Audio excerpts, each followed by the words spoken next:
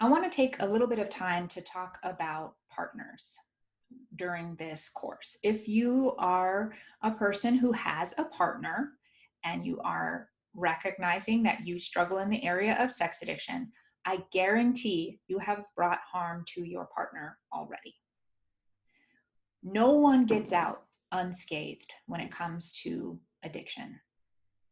There is going to need to be a process of healing that happens individually, both of you individually, and together as a team as well, if you choose to stay together as a team.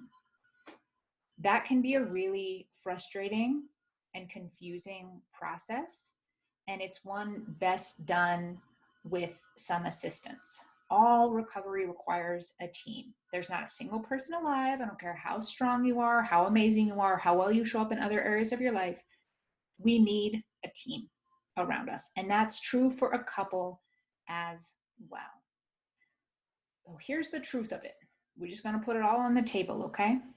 If you have a partner and you're choosing to stay together as you go through this recovery process, you're going to have to deal with all the stuff that comes up for you. And if you're doing a solid holistic healing, a lot is going to come up. And a lot's going to come from your partner as well, because they have been hurt. Anyone who engages with someone with active addiction gets hurt. It's kind of built in. It's that whole unfair thing we were talking about before. That is not an easy thing to do your own healing and be alongside someone who's having to do their own healing, who has been hurt directly from your actions. It's not impossible. People do it all the time, but it does require a special level of awareness. That person that you love, and let's be real, we do love people, even in active addiction. They can't be our priority though, even if we want them to be, because our brain has now detected a higher priority because it is tied to our survival. That sucks for the people around us. And it's really hard to understand. I've been surrounded by people with addiction my entire life, as one, and as the child of one, as the partner of one, as the friend of one, all over the place. It is messy. We know that. So we're just going to call it out. We cause harm. When we are in active addiction, we cause harm. And when people get really close to us, like a spouse, we cause the deepest harm.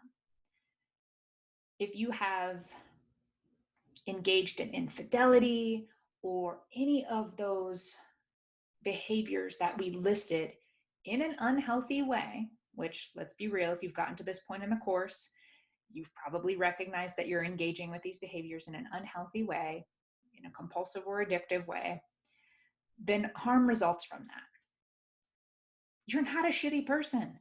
You're not a bad person. You're not a mean person.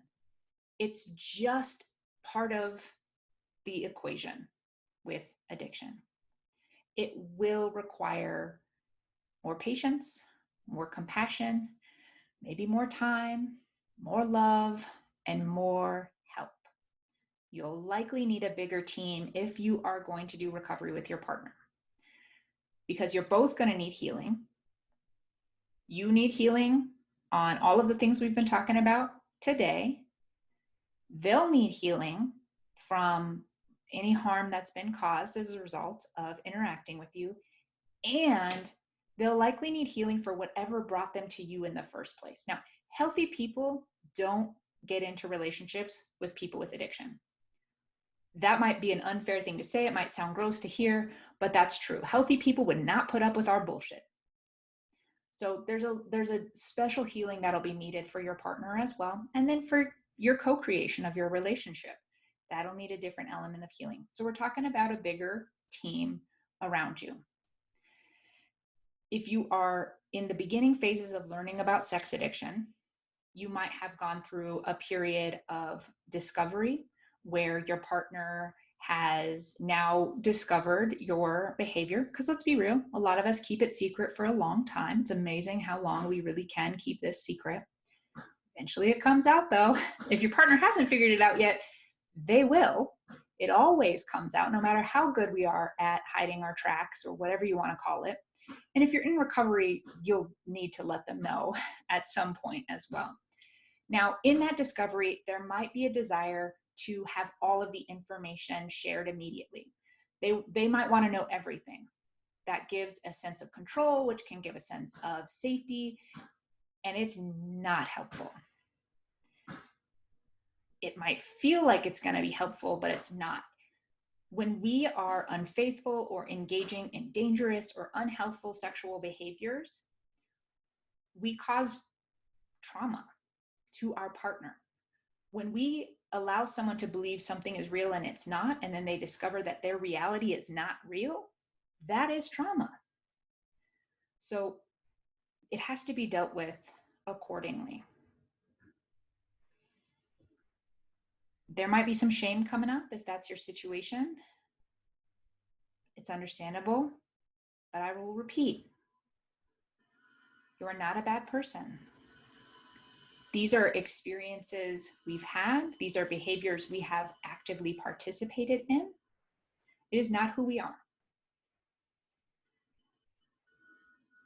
Make sure before you give a disclosure that you have the proper people around you, that you are in a safe and secure place where you're able to show up in a healthy way with your partner, and that they have the support that they need for that as well, so that there's not more trauma done. It might be that your partner is done and doesn't want anything more to do with this space. That's an option too. And I hope you'll stick with recovery, even if that is the case. There is that added element when recovering with a partner that I just want to be honest about.